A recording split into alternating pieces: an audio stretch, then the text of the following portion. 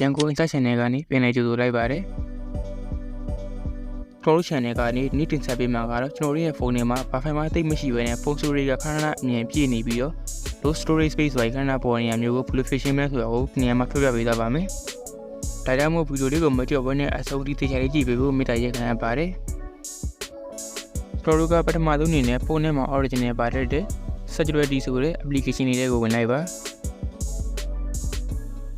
ဝင်ပြီးတော့ဒီမှာ cleaner ဆိုတာလေးကိုနှိပ်ပြီးတော့ကျွန်တော်တို့ကဒီ file ပြက်တွေကိုတစ်ခါလေးရှင်းလိုက်ပါမယ်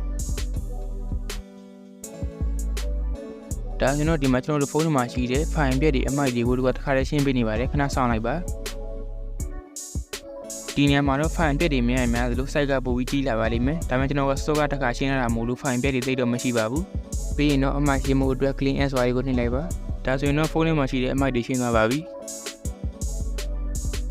ဒီမှာပြထားတဲ့ clean ဆိုတဲ့ထဲမှာတော့ကျွန်တော်တို့က file ကြီးသားတွေပြီးတော့ခုနကတခုထပ်နေတဲ့တက်ပုံတွေတစ်ချက် file ပြက်တွေကိုထဲမှာလာပြီးတော့ရှင်းလို့ရပါတယ်ဒါကြောင့်မို့လို့ file ရှင်းမှုအတွက် clean now ဆိုတာကိုနှိပ်လိုက်ပါဒါဆိုရင်တော့ကျွန်တော်တို့မှာရှိတဲ့ file တွေကိုစကန်ဖတ်ပေးနေပါတယ်ခဏခဏဆောင်ပေးလိုက်ပါပြီးတော့ဒီအောက်ဆုံးမှာရှိတဲ့ delete file ဆိုတဲ့နေရာမှာတော့ကျွန်တော်တို့ဖုန်းထဲမှာရှိတဲ့ file ကြီးစားတွေ share file အပြက်တွေအကုန်လုံးထဲမှာလာပြီးတော့ရှိပါတယ်ဒီမှာပြထားတဲ့ track file ဆိုတာကတော့အမိုက် file မှာတရားကိုဖယ်လိုက်လို့ရှိရင်တော့ဖုန်း storage ပို့ပြီးတော့တိုးလာပါလိမ့်မယ်ဒီထဲမှာရှိတဲ့ track file တွေကိုလိုက်ရှာအမှန်ချင်းနှိပ်ပေးပြီးတော့ delete နှိပ်လိုက်ပါပြီးတော့ဒီမှာမျှပြထားတဲ့ uninstall app ဆိုတာတွေကိုနှိပ်လိုက်ပါဒီမှာပြထားတဲ့ you recently ဆိုတာကတော့ကျွန်တော်တို့မကြာခဏသုံးနေတဲ့ software တွေကိုပြထားတာပါ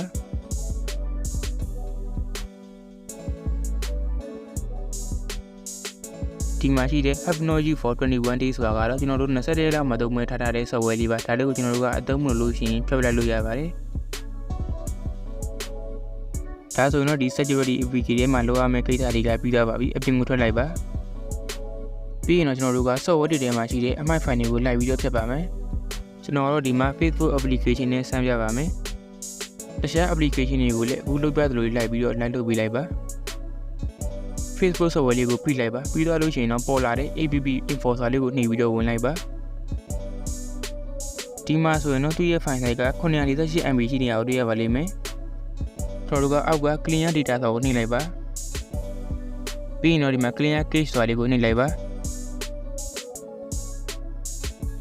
OK ကိုနှိပ်ပေးလိုက်ပါ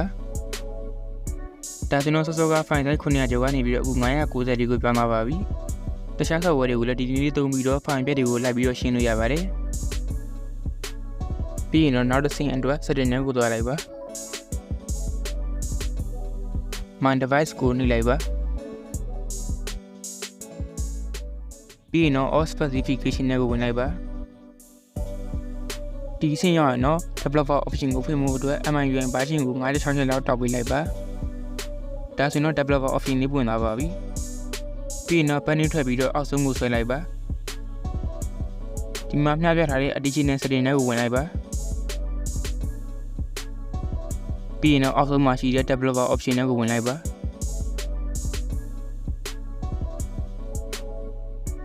ပြီးရင်တော့အောက်ဆုံးကိုဆွဲလိုက်ပါ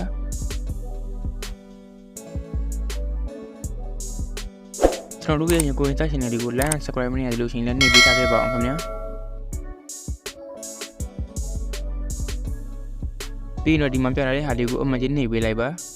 ဒါလေးကိုဖွင့်လိုက်အောင်ကျွန်တော်တို့ဖုန်းထဲမှာရေး software တွေရဲ့ data file တွေတခြား download ဆဲမဲ့ဇာတ်ကားတွေထိနေ video file တွေဓာတ်ပုံတွေအကုန်လုံးကကျွန်တော်တို့ရဲ့ SD card ထဲကိုရောက်သွားပါလိမ့်မယ်ဒါကြောင့်မို့ကျွန်တော်တို့ဖုန်းကပို့ပြီးတော့ပေါက်သွားလာပါလိမ့်မယ်ဒီဟာလေးကိုဖွင့်မွေးထားဖို့ဆိုရင်တော့ကျွန်တော်ရဲ့ဖုန်းထဲမှာ SD card တွေတစ်ခါလောက်တော့ထည့်ထားဖို့လိုပါမယ်ဒါဆိုရင်တော့ဖုန်း storage တိတ်မစားတော့ဘဲနဲ့ကျွန်တော်တို့ဖုန်းကလောက်ဆောင်မှုတွေပို့ပြီးတော့ကောင်းလာပါလိမ့်မယ်ဒါကြောင့်ဒီဗီဒီယိုလေးနဲ့ပတ်သက်ပြီးတော့မရှင်းတာရှင်းဖြည်းဖြည်းနောက်သိရင်အကြောင်းလေးရှင်းဖြည်းဖြည်း comment ထဲမှာရေးပေးခဲ့လို့ရပါတယ်နောက်နေ့တွေမှာလည်းဒီလိုမျိုးအသုံးဝင်တဲ့ဗီဒီယိုတွေကိုနေ့စဉ်နဲ့ဆက်ပေးနေမှာမို့ကျွန်တော်တို့ရဲ့ရန်ကုန် channel တွေကို like and subscribe လုပ်နေရသလိုရှင်လည်းနှိပ်ပေးထားဖို့မမေ့နဲ့အောင်နော်